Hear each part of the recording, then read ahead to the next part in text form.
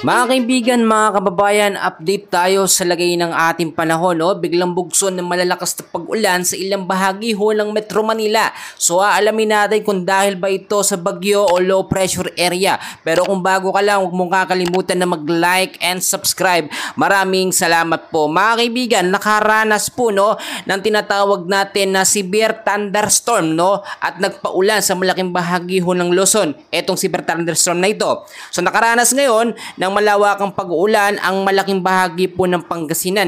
Kaninang hapon o ngayong hapon hanggang sa gabihan at naapektuhan rin ito ng thunderstorm ang ilang bahagi po ng Luzon. Tulad po ng bahagi ng Bulacan, Pampanga, Zambales at Hilagang Luzon. Simula pa po kanina yan at ilang bahagi din ng Metro Manila. So kung titignan nyo mga kaibigan, itong severe thunderstorm na ito, hindi ito mga kaibigan tumatagal ng mga ilang oras. But usually, pinakamahaba nito, 30 minutes to 1 hour. Nakita nyo naman, talagang biglang bugso ng malakas sa pag-ulan. Take note, hindi po ito dahil sa bagyo o wala pa rin tayong minomonitor na bagyo sa loob po ng Philippine Area of Responsibility. Yung mga lugar na aking binanggit, ulitin kong Pangasinan, sa ilang bahagi ng Luzon, Bulacan, Pampanga at Zambales, mag-ingat po tayo sa posibleng banta po ng pagbabaha sa mababang lugar at landslide po sa mga landslide prone area.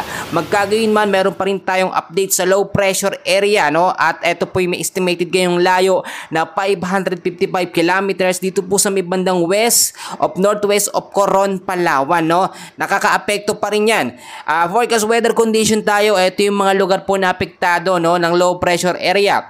Sa area ng Palawan, asahan pa rin natin dyan ng maulap na kalangitan. Asahan yan hanggang bukas dahil yun sa trap ng low pressure area or extension.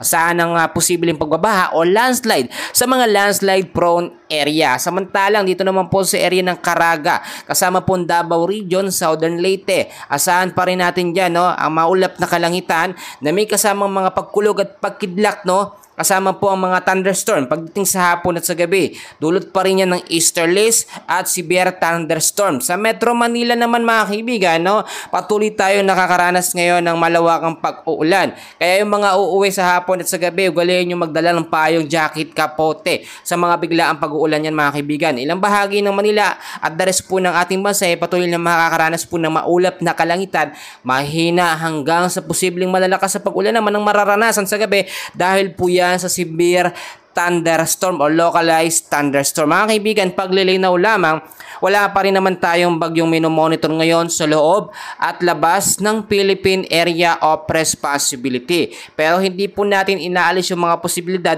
within the next 2 to 3 days o by next week ay posibleng may mabuo po na sama ng panahon o low pressure area. So mas maganda maging handa tayo sa anumang posibilidad na mangyari, lalo na ngayong malapit na po ang rainy season. Yan muna ang update ko sa inyo. Please huwag yung kakalimutan na mag-like and subscribe. Maraming salamat po.